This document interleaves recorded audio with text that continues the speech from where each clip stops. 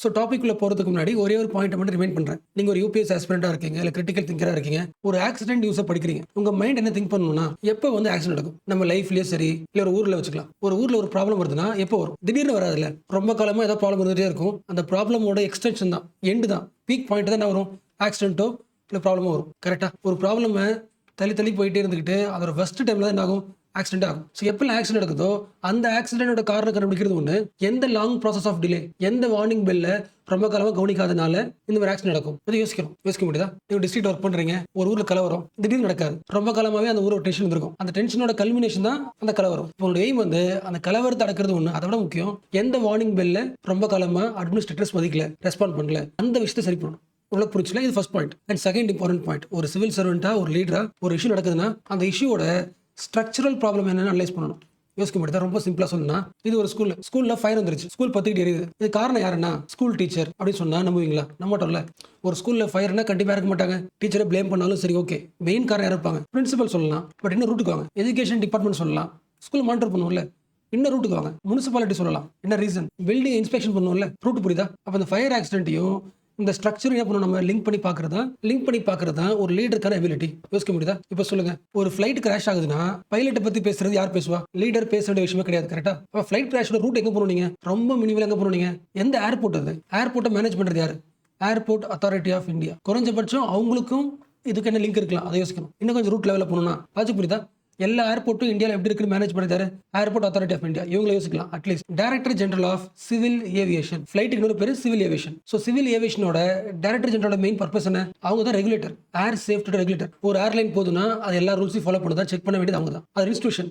டிஜிசிஏவுக்கும் இந்த இஷ்யூக்கும் எப்படி லிங்க் பண்ணலாம்? இன்னும் பின்னாடி போயிட்டு ministry of civil aviation top policy maker. National லெவல்ல சேஃப்டி ரிஃபார்ம்ஸை பாலிசியை கொண்டு வரதுக்கான ஒரு பிளேஸ், ஒரு இன்ஸ்டியூஷன். லிங்க் பண்ண முடியுதா? ஸோ ஃபர்ஸ்ட் சொன்ன பாயிண்ட்டையும் இது யோசிக்கணும். எப்படின்னா லிங்க் பண்ண முடியுதா? ஸோ ஃபர்ஸ்ட் சொன்ன பாயிண்ட்டையும் இது லிங்க் பண்ணணும். எப்படின்னா, for example, ministry of civil aviation ரொம்ப காலமா எதை மிஸ் பண்ணதுனால இந்த ஆக்சிடென்ட் நடந்திருக்கலாம், ப்ளீஸ் இப்படி யோசிக்கலாம். இல்லை குறைஞ்சபட்சம் ஏர்போர்ட் அத்தாரிட்டி ஆஃப் இந்தியா ரொம்ப காலமா எதை நோட்டீஸ் பண்ணாதனால இந்த ஆக்சிடென்ட் நடந்திருக்கலாம். இந்த ஸ்ட்ரக்சரல் இன்வெஸ்டிகேஷன் ரொம்ப முக்கியம். இந்த இன்வெஸ்டிகேஷன் எப்படி வரும்? கவர்மெண்ட் ரிப்போர்ட்ல வராது, மீடியால வராது, ஆர்டிகல்ஸ்ல வரும். அந்த சிவில் ஏவியேஷன்ல ஒர்க் பண்ண, பைலட்டா ஒர்க் பண்ண, டெக்னிக்கல் எக்ஸ்பர்ட்டா ஒர்க் பண்ண ஆர்டிகல்ஸ் வரும்ல, அந்த ஆர்டிகல்ஸ் படிக்கும்போது தான் ஸ்ட்ரக்சரல் கிரைசிஸ் புரியும். ஸோ எப்பெல்லாம் வந்து ஒரு ஈவெண்ட் நடக்குதோ அந்த ஈவெண்ட்டுக்கும் ஸ்ட்ரக்சருக்கும் எப்போ லிங்க் பண்ணி பார்க்குறீங்களோ அப்பதான் நீங்க வந்து குறைஞ்சபட்சம் சிவில் சர்வெண்ட். ஸோ இது வரைக்கும் பேசின பாயிண்ட் எதை பத்தி பேசியிருக்கோம்? நம்ம ஸ்ட்ரக்சரல் அக்கௌண்டபிலிட்டி இதான் பேசியிருக்கோம். பட் இது மோஸ்ட்லி யாரும் அட்ரஸ் பண்றது கிடையாது. ஒரு விஷயம் நடந்த உடனே it becomes the personal accountability. Pilot யாரு? அவர் ட்ரைனரா இல்ல கேப்டனா? நீங்க எப்படி தான் பர்சனல் அனலைஸ் பண்ணாலும்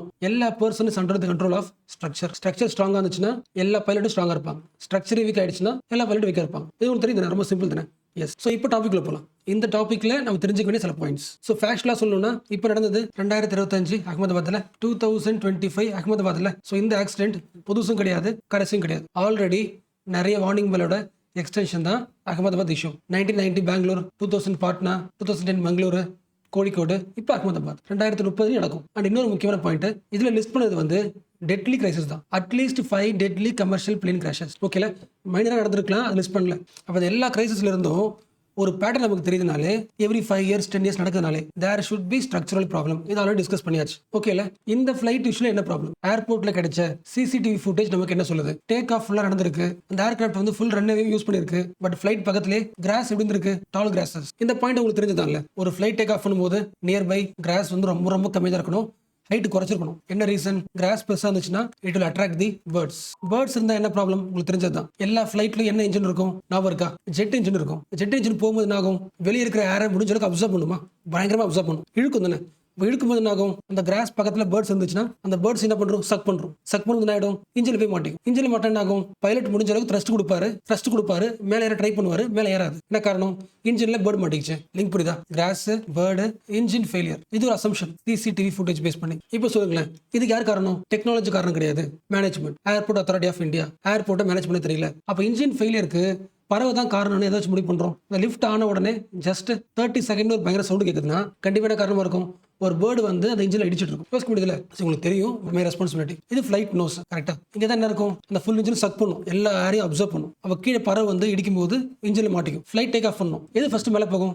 நோஸ் மேல போகும். இந்த நோஸ் மேல போன உடனே இந்த பின்னாடி பாட்டு இருக்குல்ல, அதுவும் ஆகும், டக்குன்னு மேல போகணும். டக்குன்னு மேல போகலன்னா ஏதோ ப்ராப்ளம். ஸோ இந்த இஷ்யூல ஃபர்ஸ்ட் ப்ராப்ளம் என்ன? Shallow climbing. அந்த நோஸ் பண்ண வெர்டிகல் ஸ்பீடுக்கு டெய்ல் என்ன பண்ணல, இன்னும் வேகமாக மேலே கிளம்பல. விச் மீன்ஸ் சக்கிங்ல ஒரு ப்ராப்ளம் நடந்திருக்கலாம். அது என்ன காரணமா இருக்கலாம்? மேலே சொன்ன பாயிண்ட் ஓரளவுக்கு புரிஞ்சுல. ஒரு ஃபிளைட்டோட நோஸ் இருக்குல்லங்க, இந்த நோஸ் லிஃப்ட் ஆயிடுச்சுனாலே ஆட்டோமேட்டிக்காக ஃபிளைட் ஆயிடும், அப்படியே கிளைம் ஆயிடும். அப்போ நோஸ் லிஃப்ட் ஆகும்போது டெய்ல் வந்து கிளைம் ஆகலனா, இன்ஜின் த்ரஸ்ட் கொடுத்து கிளைம் ஆகலனா, இன்ஜின் எதனா இருக்கு மாட்டிருக்கு. ஸோ மேக்ஸிமம் ஒரு பேர்டு மாட்டும் போது தான் என்ன ஆகும், இன்ஜினால ஃபுல்லாக ஒர்க் ஆக முடியாது, அதோட பவர் குறைஞ்சிருக்கும், ஃபிளைட்டை வந்து லிஃப்ட் பண்ணிக்க முடியாது. So shallow climbing. ஸோ பைலட்டுக்கு அப்பயே தெரிஞ்சிருக்கும், நம்ம நோஸ் லிஃப்ட் பண்றோம், அதுக்கேற்ற ஹைட் மேலே பறக்கலனாலே ஷாலோ கிளைம் ஆகுது, இன்ஜின் வீக் ஆகுது தெரிஞ்சிடும். அப்படின்னு முக்கியமான பாயிண்ட். ஃபிளைட்டோட முக்கியமான பேலன்ஸ்க்கு ஹெல்ப்ஃபுல்லாக இருக்கிறது யாரு? ஏர் தானே. உங்களுக்கு தெரியும், இந்த ரெக்க இருக்குல்ல, இது ஃபிளைட் நோஸ்னா இங்கே ரெக்க இருக்கும்ல, அது ஈவனாக பறக்கும்போது அதுக்கு என்ன ஆகும், ஃபுல் ஏரும் பறக்கும், ஏர் பேலன்ஸ் பண்ணிட்டு போயிட்டே இருக்கும். மீனிங் புரிச்சா? ஏர் ஃப்ளோ ஸ்மூத்தாக இருக்கணும். இப்படி யோசிங்களேன், கொஞ்சம் விஷுவலைஸ் பண்ணிக்கிறதுக்கு.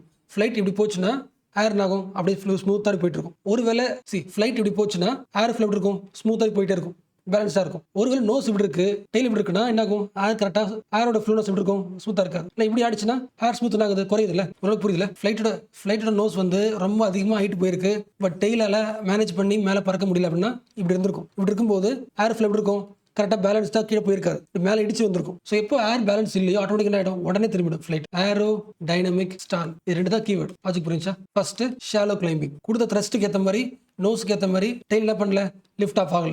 அப்போ கரெக்டான ஹைட் போகாதனால நோஸ் மட்டும் டாப்ல இருக்கிறதுனால என்ன ஆகும், ஏர் பேலன்ஸ் கரெக்டாக இருந்திருக்காது, ஏர் இம்பேலன்ஸாக இருந்திருக்கும். அதுக்கு பேர் தான் ஏரோ டைனமிக் ஸ்டால். ஸோ இது ஒரு angle. And second point, CCTV footage சொல்ற இன்னொரு முக்கியமான பாயிண்ட், லேண்டிங் கியர். நோட்டீஸ் பண்ணீங்களா? உங்களுக்கு தெரியும்ல, இந்த ஃப்ளைட் போகும்போது பின்னாடி வீல் இருக்கும்ல, இந்த வீலுக்கு பேர் தான் லேண்டிங் கியர். ஒரு ஃப்ளைட் டேக் ஆஃப் ஆன உடனே என்ன ஆகும், வீல் அப்படியே உள்ள போயிடும்ல, லேண்டிங் அப்படியே உள்ள எடுத்துப்பாங்க, பைலட் தான் ஆப்ரேட் பண்ணுவார்.